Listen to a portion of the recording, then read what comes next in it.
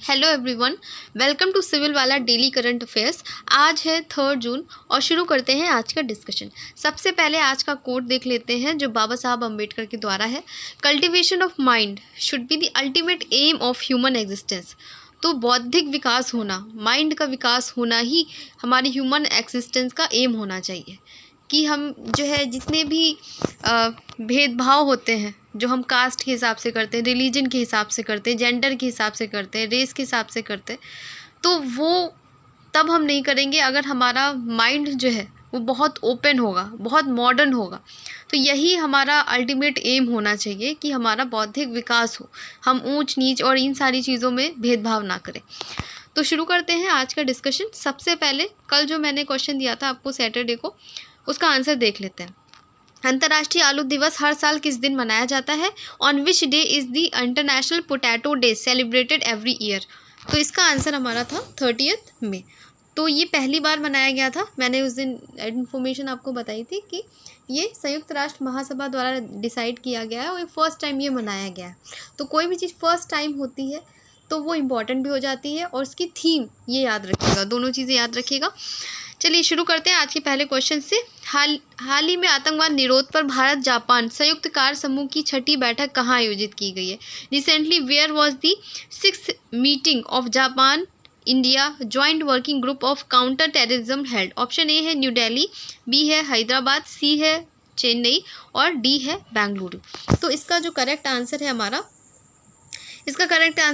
नई दिल्ली। ठीक है, तो एक्स्ट्रा इन्फॉर्मेशन है वो भी देख लेते हैं।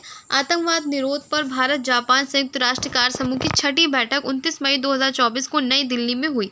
मुख्य चर्चाओं में क्षेत्रीय आतंकवादी जो खतरे होते हैं, ठीक है, उस पर ध्यान दिया गया है। जो इस और साथ ही जो राज्य प्रायोजित जो रीजनल टेररिस्ट थ्रेट्स होते हैं, स्टेट स्पॉन्सर टेररिज्म जो होता है, उस पर ध्यान केंद्रित किया गया है। दोनों देशों ने सूचना विनिमय और जो है क्षमता निर्माण बहुपक्षीय सहयोग के माध्यम से सहयोग बढ़ाने पर जोर दिया है। तो इसकी जो अगली बैठक होगी वो टोक्यो में जो है पारस्परिक रूप से सुविधा अनुसार तय होगी। तो अभी कहाँ पे ये हेल्ड हुआ है? ये न्यू दिल्ली में हुआ है। ये भारत जापान संयुक्त कार्य समूह की 6ठी बैठक। तो इस तरीके के क्वेश्चन एग्जाम में देखने को मिलते हैं। नेक्स्ट हमारा है क्वेश्चन, हाल ही में किस देश ने अपनी पहली अंतरिक्ष एजेंसी शुरू की है जो और 2045 तक मंगल ग्रह पर उतरने की योजना बना रहा है? Recently which country has launch is its first space agency and plans to land on Mars by 2025? Option A है मॉरिशस, बी है दक्षिण कोरिया, सी है सिंगापुर और डी है मलेशिया। तो ये है हमारा कौन सा देश? दक्षिण कोरिया है। तो इनकी पहली अंतरिक्ष एजेंसी शुरू हुई है और 2045 तक इनको मंगल ग्रह पर उतरने की योजना बना रहा है। तो ये याद रखिएगा, जो भी जैसे किसी का फर्स्ट मिशन होता है, ठीक है, तो वो चीज़ें हैं वो इम्पॉर्टेंट हो जाती है। स्पेस से रिलेटेड क्वेश्चंस भी हमेशा आते हैं एग्जाम में, वो इम्पॉर्टेंट ही होते हैं। तो दक्षिण कोरिया ने 2045 तक मंगल ग्रह पर उतरने की योजना बनाई है जिसके तहत वह अंतरिक्ष अन्वेषण में 100 ट्रिलियन वॉन का निवेश करेगा। राष्ट्रपति यून सुक येओल ने कोरिया एरोस्पेस एडमिनिस्ट्रेशन का नाम है कासा। तो इस तरीके के आपसे स्टेटमेंट दिए जा सकते हैं कि किसका है ये फर्स्ट टाइम 2045 तक इन्होंने कहाँ पर लैंड करने की योजना बनाई है। हो सकता है आपसे जो प्लैनेट है वो चेंज कर दे, तो स्टेटमेंट में क्वेश्चंस आ सकते हैं। कासा एरोस्पेस उद्योग का समर्थन करेगा जिसके तहत 2032 तक, ठीक है, 2045 तक उसे मार्स मिशन करना और 2032 तक चंद्र लैंडर भेजने की योजना है। दक्षिण कोरिया ने 2027 तक कम से कम 3 और अंतरिक्ष प्रक्षेपणों की योजना बनाई है। नेक्स्ट क्वेश्चन देखते हैं, विश्व तंबाकू दिवस 2024 का विषय क्या है? What is the theme of World No Tobacco Day 2024? Option A हमारे पर्यावरण के लिए खतरा, threat to our environment. Option B है भोजन उगाएं तंबाकू नहीं, grow food not tobacco. C है बच्चों को तंबाकू उद्योग के हस्तक्षेप से बचाना, protecting children from tobacco industry interference. और डी है हमारा छोड़ने के लिए प्रतिबद्ध होना, टू कमिट टू क्विटिंग। ठीक है, तो ये है हमारा इसका इस बार थीम है तंबाकू उद्योग के लिए हस्तक्षेप से बच्चों को सुरक्षा देना। तो हर साल कब होता है? 31 मई को हमारा नो टोबैको डे होता है। और इस बार का जो हमारा थीम है ऑब्जेक्टिव है कि प्रोटेक्ट करना है हमको चिल्ड्रंस, बच्चों को टोबैको इंडस्ट्री इंटरफेरेंस से। ठीक है, तो ये थीम था, ये इम्पॉर्टेंट रहता है, कोई भी डे का थीम जो बहुत ज़्यादा पूछ लेते हैं। और आई थिंक 2021 में जो है वो टीबी जो डे होता है उसका उन्होंने वो पूछ लिया था थीम, और ये पूछा था कि ये किस से रिलेटेड है। तो हो सकता है थीम दे करके आपसे डे पूछ लें, डे दे करके थीम पूछ लें, तो ये क्वेश्चन इंपॉर्टेंट होता है। नेक्स्ट क्वेश्चन देखते हैं। फोर्थ क्वेश्चन है हमारा, हाल ही में अलास्का में आयोजित रेड फ्लैग 2024 अभ्यास का प्राथमिक उद्देश्य क्या है? What is the primary objective of red flag 24 exercise conducted recently in Alaska? Option A है ज़मीन आधारित सैन्य अभियान संचालित करना, conducting land based military operation, उन्नत हवाई युद्ध प्रशिक्षण के माध्यम से बहुराष्ट्रीय वातावरण में वायु सैनिकों को एकत्रित करना, integrated airman into a multinational environment through advanced air combat training. Option C है समुद्री सुरक्षा के लिए नौसेना बलों को प्रशिक्षित करना, to train naval forces to maritime security. D है हमारा मानवीय सहायता और आपदा राहत प्रशिक्षण प्रदान करना, providing humanitarian assistance and disaster relief training. तो इसका जो आंसर है हमारा है ऑप्शन बी है, उन्नत हवाई अड्डे प्रशिक्षण के माध्यम से बहुराष्ट्रीय वातावरण में एयर क्रू को एकीकृत करना। तो रेड फ्लैग 24 अभ्यास जो है वो इम्पॉर्टेंट है और न्यूज़ में काफ़ी है। तो भारतीय वायुसेना IAF की एक टुकड़ी रेड फ्लैग 24 अभ्यास के लिए अलास्का के एल्सन एयरफोर्स पर पहुंची है, जिसमें राफेल लड़ाकू जेट तैनात किए गए हैं।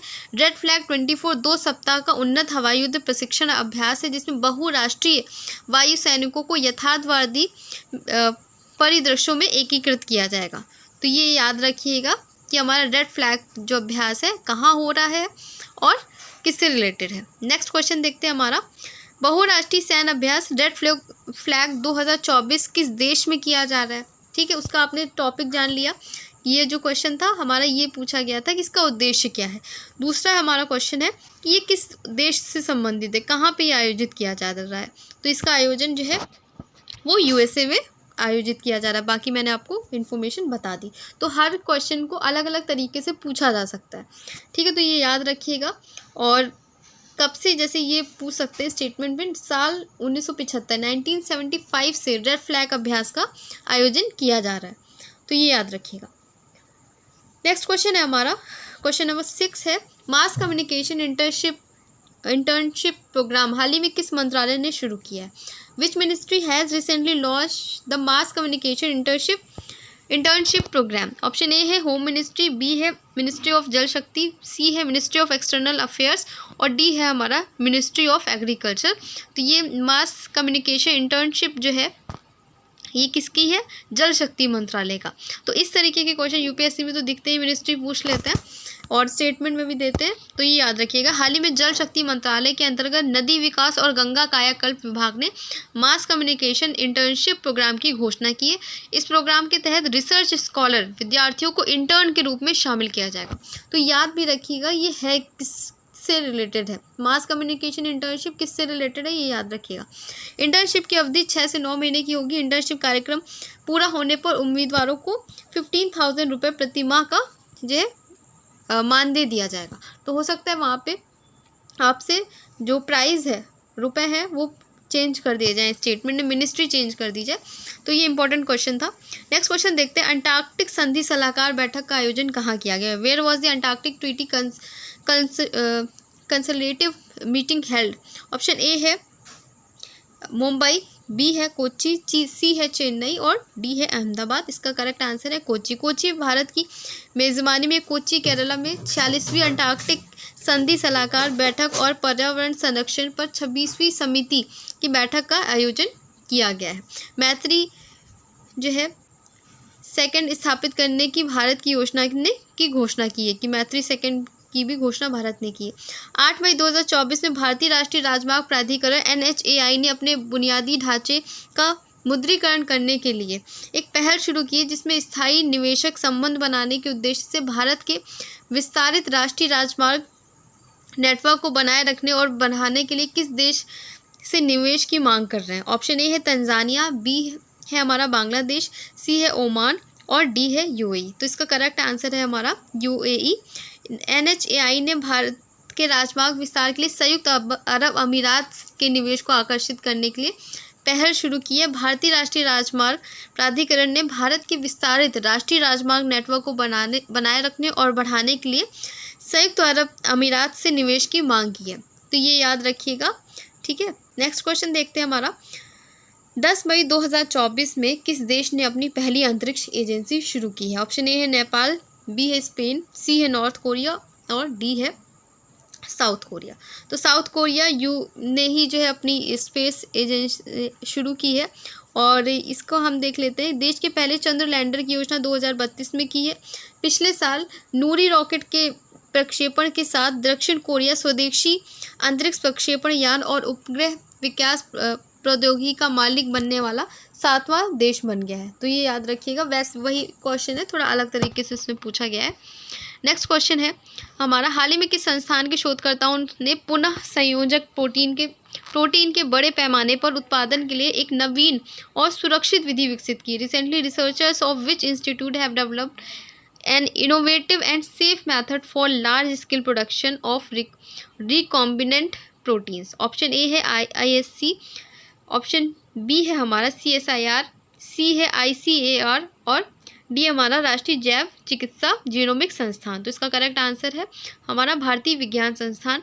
भारतीय विज्ञान संस्थान के शोधकर्ताओं ने पुनः संयोजन प्रोटीन के उत्पादन के लिए एक सुरक्षित प्रक्रिया विकसित की है जो पुनः संयोजक तकनीक द्वारा संशोधित प्रोटीन है। परंपरागत रूप से इंसुलिन और मोनोक्लोनल एंटीबॉडी जैसे RPS का उत्पादन उपयोग करता है। तो ये याद रखिएगा। तो आज का टेस्ट क्वेश्चन देख लेते हैं हमारा कि मास कम्युनिकेशन इंटर्नशिप प्रोग्राम हाल ही में किस मंत्रालय ने शुरू किया है?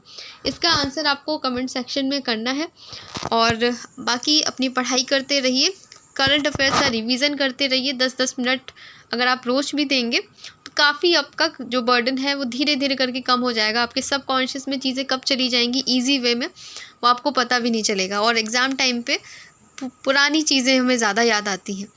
तो बस पढ़ते रहिए अच्छे से और ख्याल रखिए अपना। धन्यवाद।